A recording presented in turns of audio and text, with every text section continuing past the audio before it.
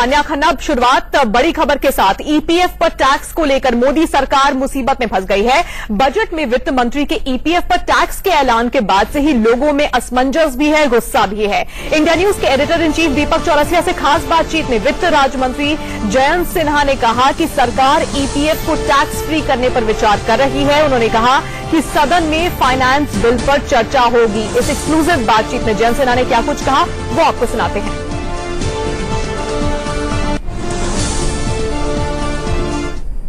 EPF को लेकर कई सारी तरह की हलचलें हैं। किस पर लगेगा, ब्याज पर लगेगा, 60% मूलधन पर लगेगा, इसको लेकर कंफ्यूजन है और बड़ा दबाव है कि ये एक मध्यम वर्ग की सेविंग है तो क्यों ना इसको टैक्स फ्री। कई सारी तरह की हलचलें हैं। किस पर लगेगा, ब्याज पर लगेगा, 60% मूलधन पर लगेगा, इसको लेकर कंफ्यूजन है और बड़ा दबाव है कि ये एक मध्यम वर्ग की सेविंग है तो क्यों ना इसको टैक्स फ्री कर दिया जाए। क्या सरकार इस बारे में सोच रही है या विचार कर रही है या हो सकता है ऐसा? बिल्कुल हम लोग विचार कर रहे हैं और जब सदन में बात आएगी, जो फाइनेंस बिल आपको मालूम ही है सदन में आता है, चर्चा होती है, तो हम लोग देखेंगे कि इस पे क्या किया जा सकता है। सब जो इसके बारे में बातें हैं उनका स्पष्टीकरण हम लोगों ने कर दिया है, सब लोगों को समझा दिया है।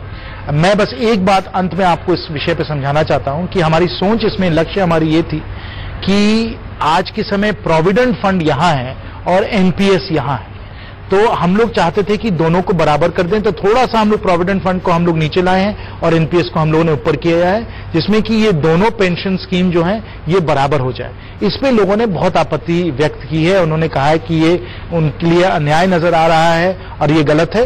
ये सब अच्छा इनपुट आया है हम लोगों के पास। इन सब बातों पे हम ध्यान दे रहे हैं, चिंता कर रहे हैं और देखिए क्या होता है।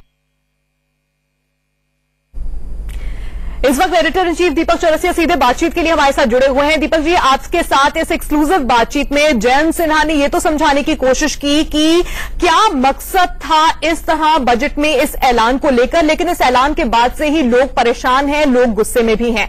जानना चाहते हैं कि अपनी जिंदगी भर की कमाई पे जो उन्होंने ईपीएफ यानी कि प्रोविडेंट फंड इकट्ठा किया है उसको टैक्स के दायरे में क्यों लाया जाएगा। हालांकि इसके बाद यह भी कहा गया कि 15,000 से कम की सैलरी वालों को इसके दायरे में नहीं लाया जाएगा, लेकिन अभी भी आपसे इस बातचीत में यह संकेत देने की कोशिश जयंत सिन्हा ने की कि अभी भी इसमें बदलाव की गुंजाइश है। किस हद तक सरकार इसमें बदलाव कर सकती है ताकि लोगों में जो गुस्सा है वो शांत हो पाए? जी हाँ, लोगों में बहुत गुस्सा है क्योंकि लोगों का ये मानना है कि जो पेंशन उनकी जिंदगी भर की कमाई होता है और पेंशन पाने के बाद आदमी के पास आय का कोई इनकम नहीं होता है, और जब वो उस पेंशन को निकालेगा, अगर उसमें टैक्स देना पड़े उसे और वो उससे सरकार का खजाना भरे, तो एक सैलरी पर वो 2 बार टैक्स देगा, क्योंकि एक बार तो उसी सैलरी पर वो टैक्स दे चुका है। तो इसी आर्गुमेंट के साथ वित्त मंत्रालय को कई सारे लोगों ने अपनी आपत्तियां दर्ज कराई हैं। पॉलिटिकल पार्टीज ने कराई है, मजदूर संगठन ने कराई है, कर्मचारी संगठन ने कराई है, और उसके तुरंत बाद वित्त मंत्रालय को ये लगता है कि इसमें कोई ना कोई फौरी राहत देना बेहद जरूरी है। इसीलिए मेरा सवाल था कि क्या ईपीएफ के विड्रॉल को टैक्स फ्री करने पर विचार कर रही है सरकार, जिसका जवाब उन्होंने कहा बिल्कुल कर रही है। दरअसल सरकार की मजबूरी है कि जब तक फाइनेंस बिल सदन के अंदर है, और चूंकि पार्लियामेंट सुप्रीम होता है, पार्लियामेंट सर्वोच्च संस्था होती है, इसलिए फाइनेंस बिल यानी वित्त बिल के बारे में किसी भी मुद्दे पर सरकार सदन के बाहर कुछ साफ साफ नहीं कह सकती है, संकेत दे सकती है। तो यही संकेत जयंत सिन्हा ने दिया है।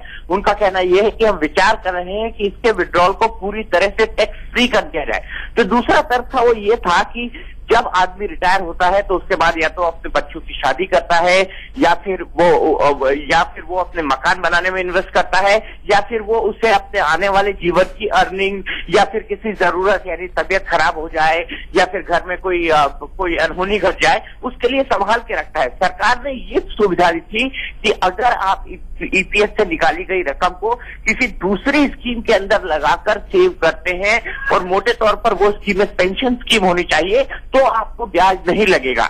लेकिन उसके बारे में तर्क ये दिया गया था ना कि अगर अगर रिटायरमेंट होने के बाद भी वो अपने पेंशन को निकालता है और पेंशन को निकालने के बाद फिर एक जगह इन्वेस्ट करता है, तो उसके हाथ में खर्च करने के लिए पैसा कहां से रहेगा। तो यही एक बहुत बड़ा तर्क था जिसको शायद सरकार ने समझा है और इसी के बाद सरकार इस बात पर विचार कर रही है कि ईपीएस के विड्रॉल को पूरी तरह से टैक्स फ्री कर दिया। बिल्कुल, यानी कि जब ये ऐलान बजट में किया गया था उसके बाद आम आदमी ने ये बात सामने रखी थी कि जो पैसा मैंने जिंदगी भर जोड़ा है उसको मैं एक साथ निकालूं या धीरे धीरे करके निकालूं, ये मुझ पर छोड़ देना चाहिए, इसे टैक्स के दायरे में नहीं लाना चाहिए। मैं एक प्रोविडेंट फंड से पैसा निकालकर पेंशन स्कीम में क्यों डालूं, ये भी फैसला मेरे पास होना चाहिए, इसे मैंडेटरी नहीं करना चाहिए, टैक्स के दायरे में लाकर एक तरह से। दीपक जी धन्यवाद हमारे साथ जुड़ने के लिए। बड़ी खबर यह है कि जयंत सिन्हा ने दीपक चौरसिया से खास बातचीत में ये संकेत दिए हैं कि सरकार इस पर फिर से विचार कर रही है और हो सकता है इस पूरे के पूरे ऐलान पर सरकार पूरी तरह से यू टर्न भी ले ले, यानी कि